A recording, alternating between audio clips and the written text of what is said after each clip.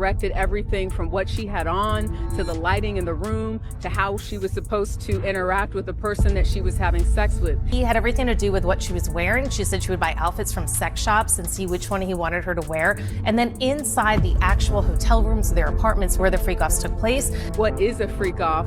The freak-off essentially was something that Cassie said she learned about through Sean Combs about a year into their relationship. He described it as voyeurism, wanting to watch her have sex with someone else. Say she's lying, but that's going to be a little hard to do with that video. Okay, this was not your typical courtroom scene. Diddy's entire family just showed up, looking like they were walking into a funeral. And honestly, it felt like one. His twin daughters, Jessie and Delilah, they looked absolutely heartbroken. We're talking heads down, not even making eye contact with anyone. They weren't just sad. They looked crushed, like the world had collapsed on their shoulders. And then there's Janice, Diddy's mother, usually composed and strong. Not this time. She was holding it together, barely. The stress on her face said it all. And his sons, King and Justin, total silence. No smirks, no confidence, just straight up stone-faced. They walked out of the courthouse like they'd just seen something they can't unsee. This wasn't just a public appearance, this was a message. The Combs family isn't celebrating, they're bracing for something big. But oh, just wait. Because what happened next turned everything upside down. Step to the side, please. Watch out, watch your back. Big fan. How can you bother today? Congratulations at NYU check. Give us a little space. Give us a little space. Give us a little space. Golden Nation. Nice little you smile. Nice. That's Step to the side, please. like we let guy being by his very yeah. Please. Give us a little space. Watch out. Give us a little space, please. Oh, my. Sorry about that. This one. Give us a little space. Yeah. Oh, chuck it in here. Go ahead. Oh. Boss down bell. Back up. Sorry, back up. Push you like got a white quiz right out of here. If possible, hey man, Sean, man, be good, bro. Okay. Tell you. No. Y'all, in a twist nobody saw coming, whispers are flying that Diddy might actually walk away from all of this with 0 charges. That's right, no cuffs, no sentence, not even a slap on the wrist. Like, are we serious right now? How can that even be possible with everything we've heard? Let's go through element number 1. Any trafficking evidence? No. How about this? Violation of the Mann Act? No. How about where's the enterprise? Diddy? He had his one-man racketeering enterprise? No. This is, what are we doing here? And as soon as the jury says, yeah, and they look at the government and say, yeah, what are we doing here? Then all of a sudden, Diddy can just sit there and especially he's looking like something from like an Uncle Remus with the gray hair. He looks like Morgan Freeman. You're looking at him, and believe it or not, they're looking at him, and he doesn't look like. That's not the. Are you? Yeah. That might have been then. And by the way, wait till some witness shows up. I hate to say this. What if she's 40 years old? Who are you? I'm one of the girls. When was this? 20 years ago. This is the, is there anything new here? Nope. So this case is gonna stink. Day 2 of the trial wrapped, and baby, the courtroom was on fire. Prosecutors came in hot, dropping heavy allegations like it was their last chance to make something stick. But it wasn't quite the knockout they were hoping for. Diddy's legal team, they held their ground. Calm, collected, calculating. But then, right before the day ended, boom, a twist hit the courtroom like a wrecking ball. Nobody expected it, and now everything might be about to change. It could be the very crack Diddy slips through to dodge this entire storm. Prosecution's star witness taking the stand, but it was more than that. It was how Cassie took that stand. You could hear a pin drop when those doors opened, and a visibly pregnant Cassie Ventura walking past a man she had not seen in 6.5 years. A man she says violently abused her for a decade. A man the prosecution said trafficked her. Well, she sat across from him, placed her overcoat behind her, turning her body slightly toward the jury, rubbing her pregnant belly throughout her testimony. Diddy, well, he was more fidgety than he was the day before. He was passing notes. He pushed himself away from the defense table and largely sat like that.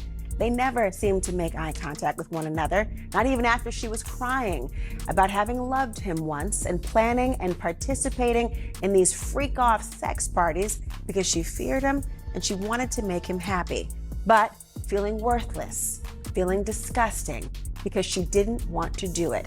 Now, with each moment, the testimony became more and more graphic. Her delivery, though, it never changed. It was matter of fact, steady, calm. At times, she was even critical of herself, walking us all through how a 10-album record deal came over a 10-year period of abuse and sexual humiliation. And once you hear Cassie's testimony, you'll understand why the courtroom was so tense. Let's talk about the real shocker, Cassie's testimony. Yes, that Cassie. She took the stand and girl, she unloaded. Her voice, calm, her words, explosive. She told the judge that behind the closed doors, Diddy was a master manipulator, threatening her, pressuring her, and weaponizing intimate video. And we're not talking sweet private couple moments here. No. Cassie described them as full-blown freak-off videos, explicit tapes showing her with other people. And she claimed Diddy used those tapes against her like a puppet master. He allegedly turned intimacy into a weapon of control. And the courtroom froze as she painted that picture. Unique, though. Sure, but is that what he's doing? Is he running an entertainment and fashion industry, or is he running essentially a criminal organization? I mean, I think she is a victim if the allegations are true, but also she is involved in some of the criminal act. I mean, she's getting those prostitutes, right? She's making payments to them, allegedly. She's having them come, so she's involved in some of the alleged criminal activity. And that's an interesting point that wouldn't just apply to her. Other people in his orbit might be some combination of victim and co-conspirator.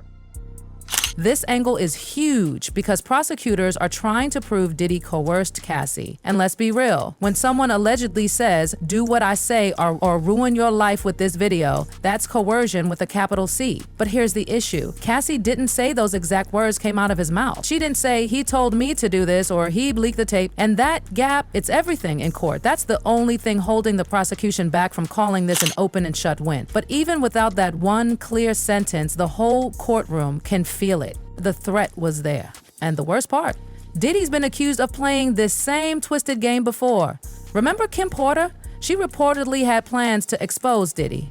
But then, out of nowhere, she was found dead. The whispers around her death still haunt the industry. People are scared to even ask questions.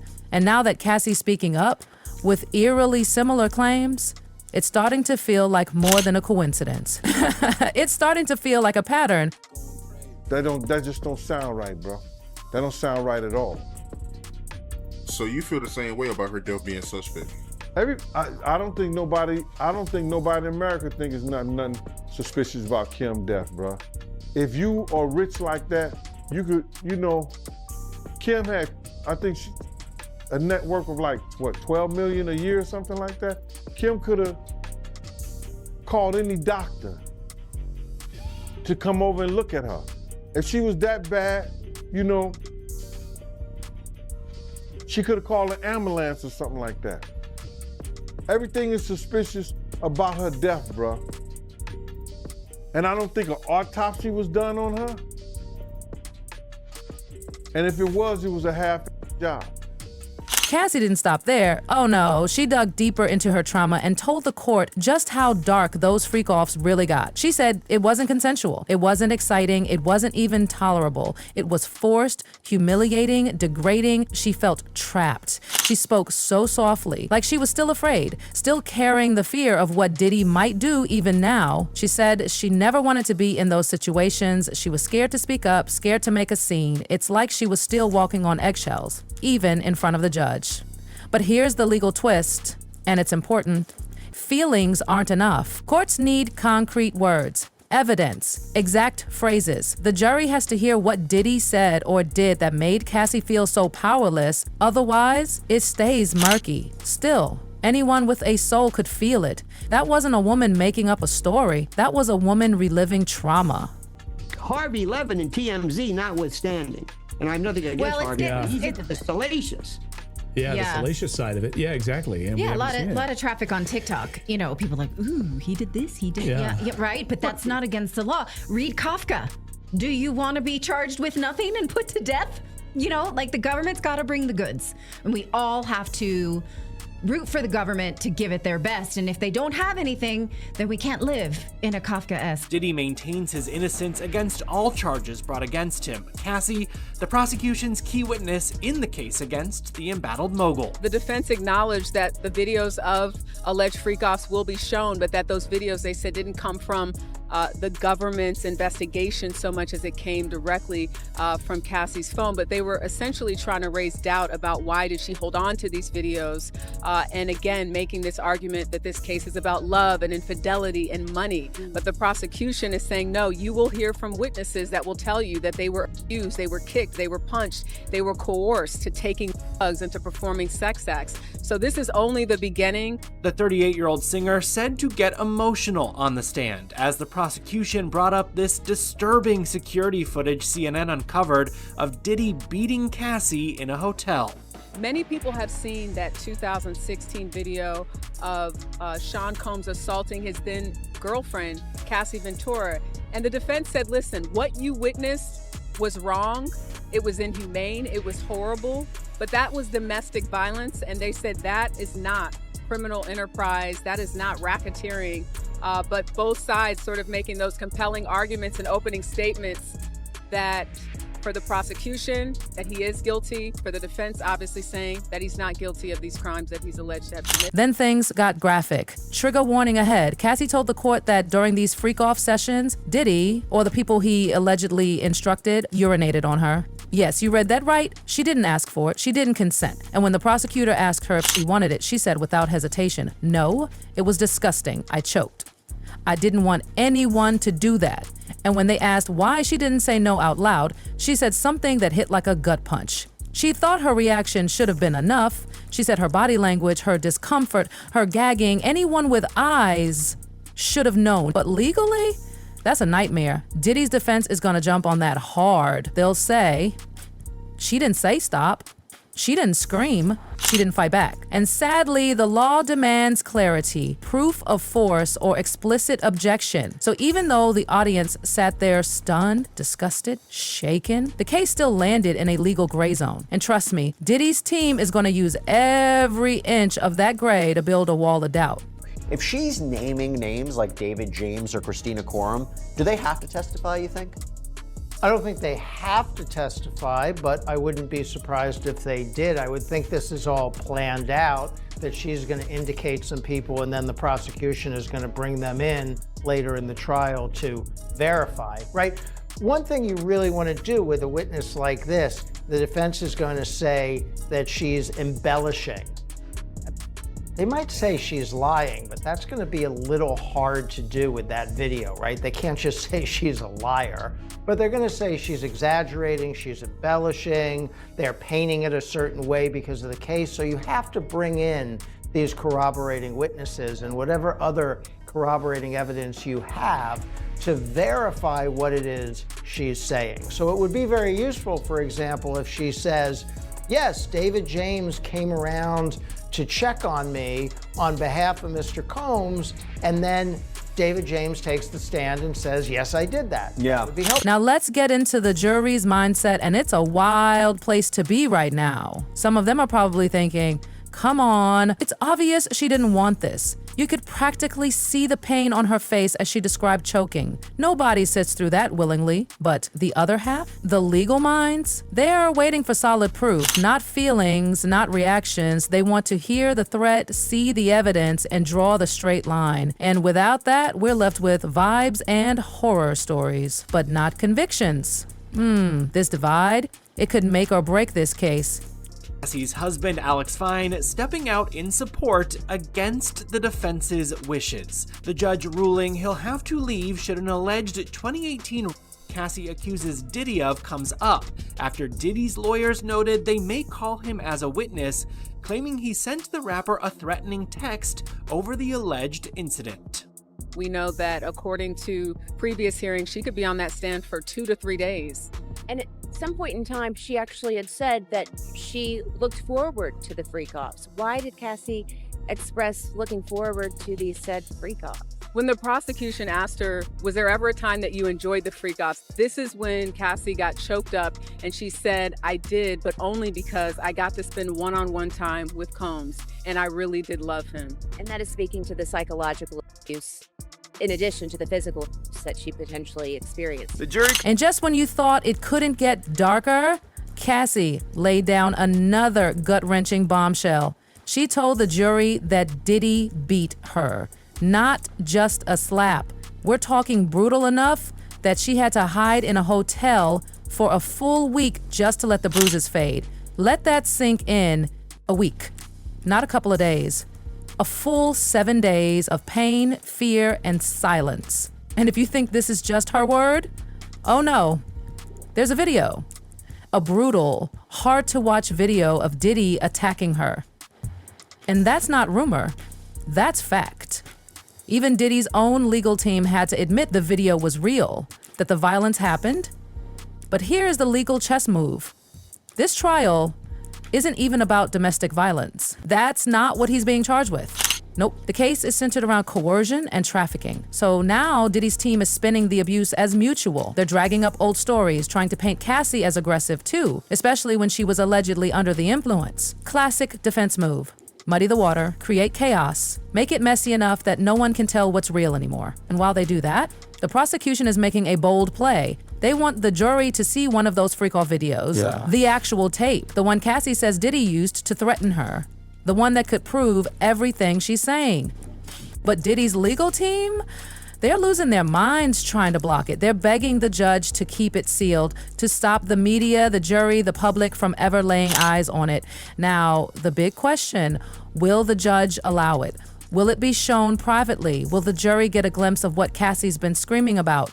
And honestly, what even is on that tape? Does it show Diddy coercing someone? Or is it too blurry, too vague, too easily misinterpreted? Because here's the deal. Right now, the jury sees Cassie as calm, pregnant, collected, a woman reclaiming her story. But if they see her in a wild, raw, vulnerable moment on video, that perception could change instantly. It could reinforce her story or shatter it, depending on how they read the situation. Either way, it's risky, and it could swing this trial one way or the other in that tension off the charts. And legal insiders are all saying the same thing. This case is not black and white. It's smoke and shadows, secrets and silence. And now with a video hanging in the balance, the next move could be everything. I don't really want to say what I really believe, brother.